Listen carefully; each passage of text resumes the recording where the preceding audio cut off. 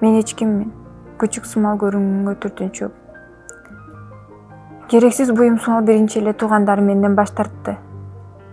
Апаң келесо, сен да ошондойсуң деп мени жиберишти. Убакыт өттү. Ар бир өз өзү менен алек.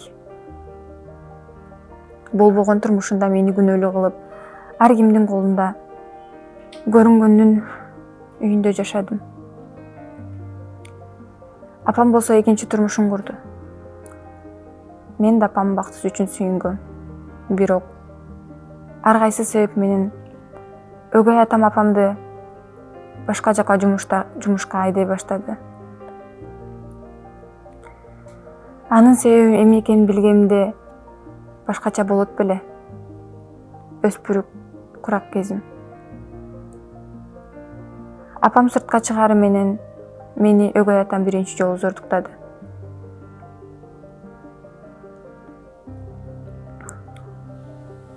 Көп жылдар бою бул кылган иши токтогон жок. Эсимде, бир жолу бычак такап, эсиңде болсун байкуш, бирөө жарымга айтсаң, энеңди өлтүрөм деген сөзү кулагыма жаңырды.